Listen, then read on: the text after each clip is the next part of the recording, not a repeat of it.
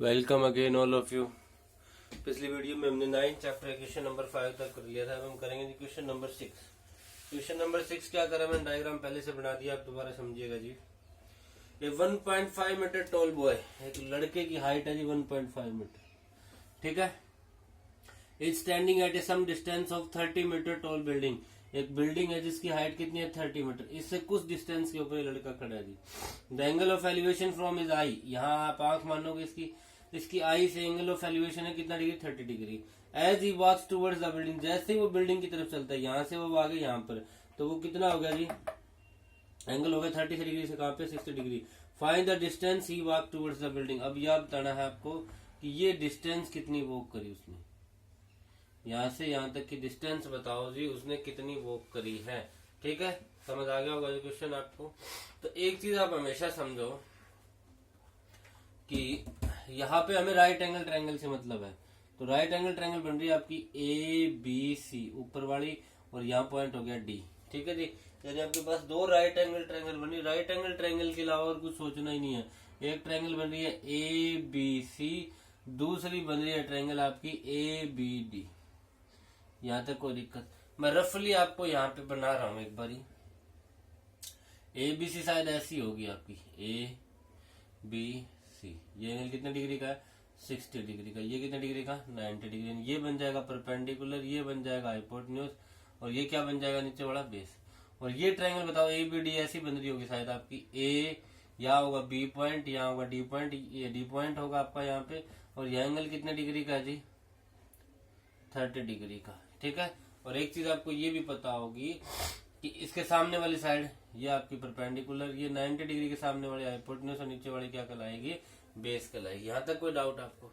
एक चीज समझो जी, ये हाइट 1.5 होती है, ये भी कितनी रहेगी 1.5, तो ये भी कितनी रहेगी यहाँ से यहाँ तक है 1.5। अब पूरी यहाँ बी डैश नाम रख लो, यहाँ पे सी डैश नाम रख लो, यहाँ पे नाम रख लो डी डैश, डी आपका डी डैश। एक बात आपको पता है कि ए बी डैश कितनी दी हुई है 30 मीटर, जहां तक कोई दिक्कत। पूरी ए बी डैश कितनी दी हुई है 30 मीटर। अब एक बात बताओ बी बी डैश कितनी आई आपके पास, क्योंकि ये बराबर होगी कि नहीं होगी, तो ये आएगी 1.5 मीटर, आएगी 1.5 मीटर। अब हमें चाहिए क्या, हमें चाहिए ए बी। ए बी कैसे निकालोगे, ए बी डैश में से माइनस कर दो B B dash. A B dash कितना है आपका 30 माइनस कर दो 1.5, कितना बचेगा जी 28.5 मीटर बच जाएगा। कितना बचेगा 28.5 मीटर, यानी इसमें परपेंडिकुलर जो आपका बच गया, यानी इसका वैल्यू आ गई परपेंडिकुलर की 28.5 मीटर, ठीक है। ये आपका परपेंडिकुलर, यहाँ भी परपेंडिकुलर कितना आएगा, मैं यहाँ लिख रहा हूँ 28.5 मीटर परपेंडिकुलर आ जाएगा। आई होप आपको यहाँ तक समझ आ गया होगा, ठीक है। अब देखो आपको एक बार तो मैं ट्रायंगल ले लेता हूँ, ये ट्रायंगल ली। इस ट्रायंगल से एक बात बताओ, P बटा B किसके बराबर होता है, tan थीटा के बराबर होता है कि नहीं होता है। P कितना है 28.5, बेस कितना है मुझे पता नहीं है, बेस क्या नाम होगा बेस का BC, बराबर tan थीटा कितना है यहाँ पे 30 डिग्री। थीटा कितना है यहाँ पे 30 डिग्री। यहाँ तक कोई डाउट आपको, ठीक है। अब एक बात बताओ, वैल्यू पुट करो 28.5 BC की BC, tan 30 की वैल्यू कितनी होगी 1/√3। मुझे BC की वैल्यू निकालनी, तो आंसर कितना आ जाएगा 28.5, और मल्टीप्लाई में चला जाएगा √3, आगे क्या आ जाएगा मीटर। तो BC की वैल्यू आ गई। यहाँ तक कोई डाउट किसी को जी, BC की वैल्यू सबकी आ गई होगी। अब देखो मैं दूसरी ट्रायंगल ले रहा हूँ, ये वाला ट्रायंगल, तो यहाँ भी P बटा B किसके बराबर होगा tan थीटा के बराबर। P कितना है परपेंडिकुलर, तो वही रहेगा, चाहे इस ट्रायंगल का ले लो, चाहे ABC का ले लो, चाहे ABD ट्रायंगल का लो। परपेंडिकुलर कितना है 28.5। बेस कितना है आपके पास, बेस इसमें BD हो गया, बेस पूरा ABD का बेस क्या हो जाएगा BD, बराबर क्या रहेगा 10, और थीटा कितना है यहाँ पे 30 डिग्री। 28.5 नीचे आ जाएगा BD, tan 30 का मान कितना, सॉरी एक गलती कर दी थी हमने पिछली ABC ट्रायंगल के अंदर। देखो एंगल 30 डिग्री नहीं है जी, यहाँ पे थीटा का मान ABC ट्रायंगल में थीटा का मान 60 डिग्री है, यहाँ क्या आएगा 10 है 60 डिग्री। 28.5 अपॉन BC, और ये बात भी आपको पता है। tan 60 की वैल्यू पुट कर देते हैं यहाँ पे सीधी।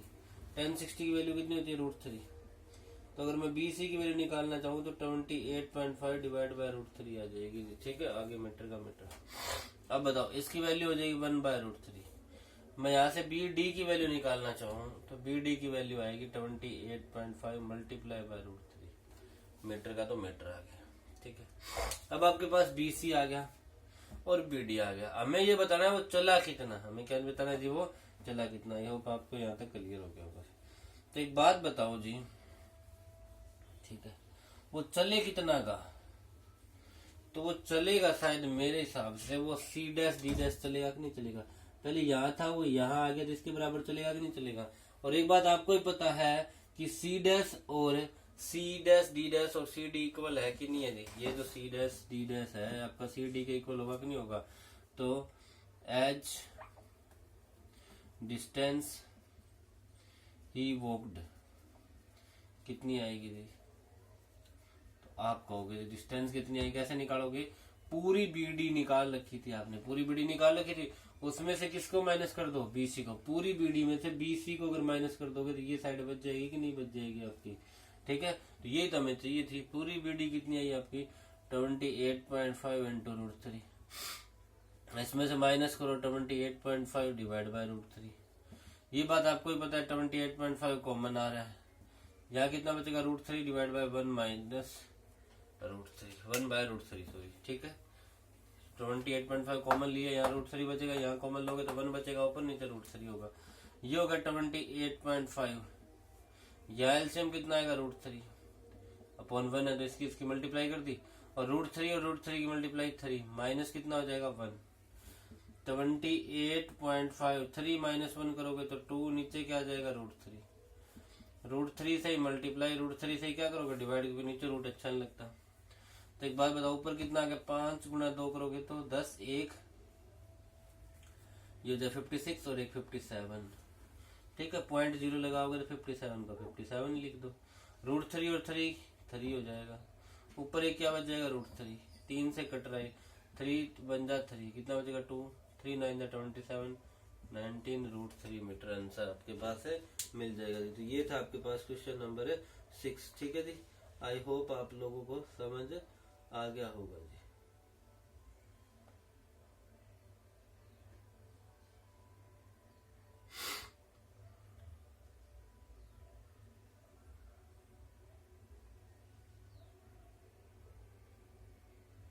ठीक है जी, इसके बाद नेक्स्ट चलते हैं।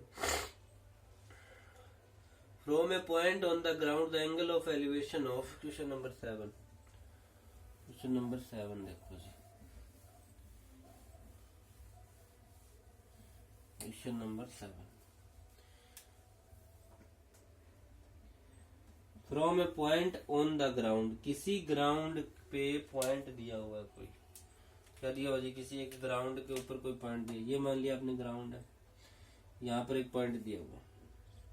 The angle of elevation of bottom and top of A transmission tower, एक ट्रांसमिशन टावर लगा रखा है, उसके टॉप का एंगल और उसके बॉटम का angle at a top of 20 metre high building. ये यहाँ से यहाँ तक तो बिल्डिंग होगी, यहाँ से यहाँ तक क्या होगी बिल्डिंग। इसकी हाइट कितनी रखी है 20 मीटर। इसके ऊपर आपने एक टावर लगा दिया, जिसके ऊपर क्या लगा दिया आपने, एक ब्लैक कलर से दिखा रहा हूँ मैं, इस बिल्डिंग के ऊपर आपने एक टावर लगा दिया। इस टावर के टॉप का एंगल ऑफ एलिवेशन और इस बॉटम का इस टावर का एंगल ऑफ एलिवेशन कितना दिया हुआ जी, एक 45 है एक 60 डिग्री है। ये एंगल है 45 डिग्री, ये एंगल कितने डिग्री का पूरा 60 degree. A B C clear थी।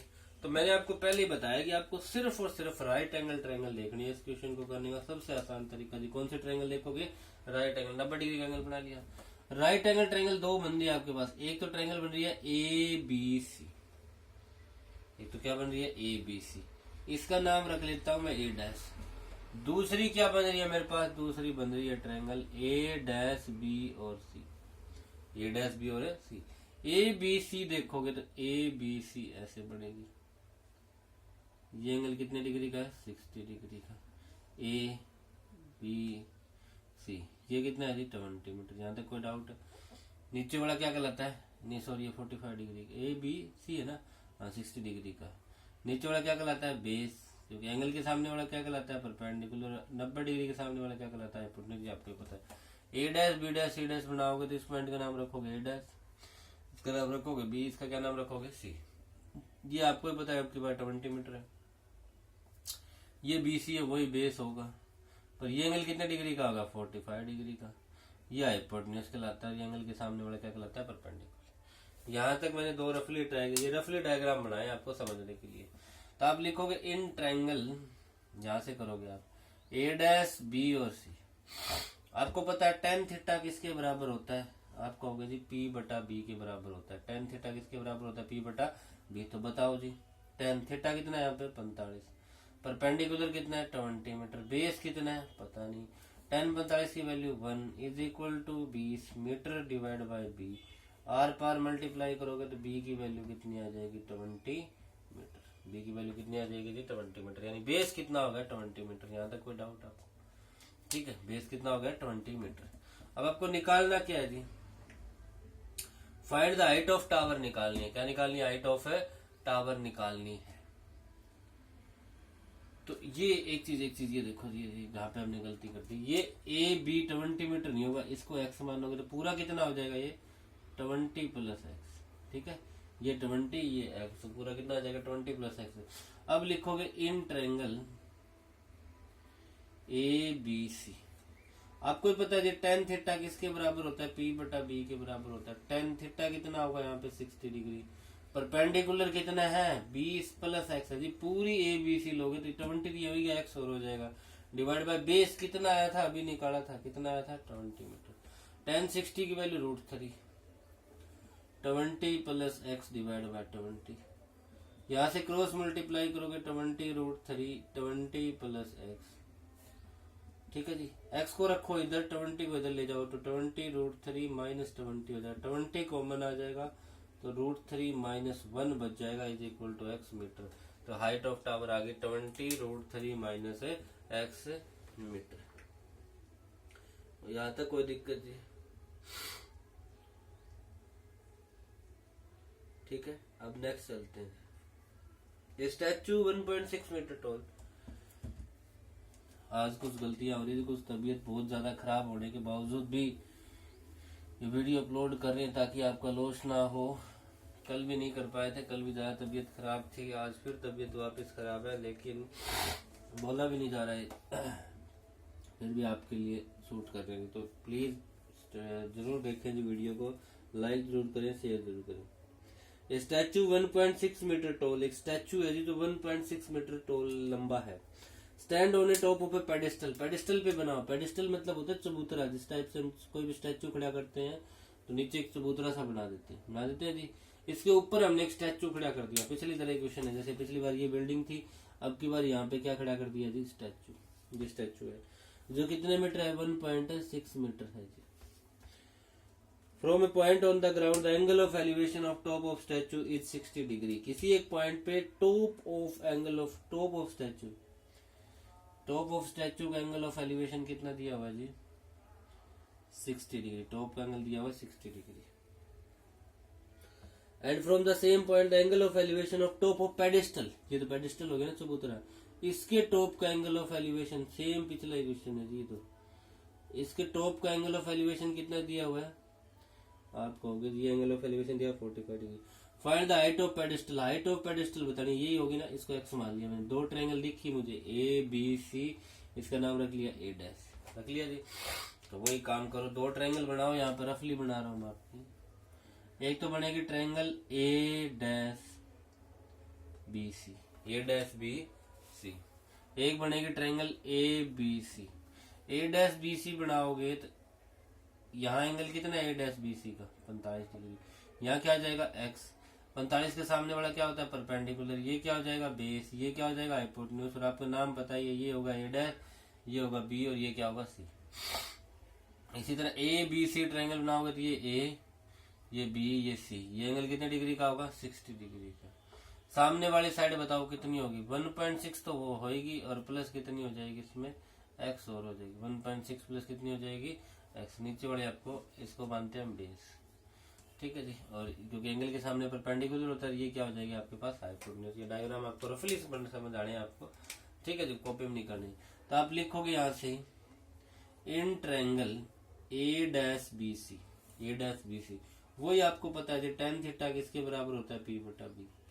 tan थीटा कितना है जी इस ट्रायंगल में 45 डिग्री, परपेंडिकुलर कितना है x है जी, बेस कितना है पता नहीं, यही होगी ना बात। tan 45 कितना होता है 1 अपॉन x बाय क्या आ जाएगा b, यानी x इज इक्वल टू क्या आ जाएगा b, b का मतलब बेस, यानी बेस को भी हम क्या लिख सकते हैं जी x लिख सकते हैं, यानी BC की वैल्यू कितनी आ गई x आ गई। अगर बेस BC से नोट किया तो यहाँ पे BC कितना रहेगा x रहेगा। कोई डाउट जी, बोलो कोई डाउट हो तो, मान सकते हो कि नहीं मान सकते हो। तो आगे लिखोगे इन ट्रायंगल ABC, इसमें भी tan थीटा बराबर कितना होगा परपेंडिकुलर बाय बेस। tan का लिखा, tan थीटा कितना है यहाँ पे 60 डिग्री, परपेंडिकुलर कितना है 1.6 प्लस x है, बेस कितना है जी यहाँ पे x है। tan 60 की वैल्यू कितनी होती है √3 होती है, 1.6 प्लस हो जाएगा x डिवाइड बाय x। जब क्रॉस मल्टीप्लाई करोगे तो √3x is equal to 1.6 plus x। अगर √3x, इसको x को इधर ले आओ, माइनस का हो जाएगा, बराबर क्या बच जाएगा 1.6। √3 कॉमन आ रहा है यहाँ पे, नहीं सॉरी x कॉमन आ रहा है यहाँ पे, x कॉमन आएगा तो यहाँ क्या बचेगा √3, यहाँ क्या बचेगा माइनस का 1 डिवाइड बाई क्या इंटू क्या हो जाएगा इज इक्वल टू क्या हो जाएगा 1.6। x कॉमन लिया, √3 माइनस 1 इज इक्वल टू 1.6। हमें x की वैल्यू यही तो निकालनी है, यही तो टॉप ऑफ पेडिस्टल था। आंसर क्या आएगा 1.6 डिवाइड बाय √3 माइनस 1। नीचे रूट अच्छा नहीं लगता इसलिए ध्यान रखना, रैशनलाइजेशन कर दो तो √3 प्लस 1 से मल्टीप्लाई करो, √3 प्लस 1 से क्या करो डिवाइड। ऊपर क्या आएगा 16 √3 प्लस 1। नीचे बताओ ए स्क्र माइनस ए माइनस बी और ए प्लस बी, तो क्या हो जाएगा ए स्क्र, यानी √3 का स्क्र करोगे क्या आएगा 3 माइनस बी स्क्र यानी 1 का 1।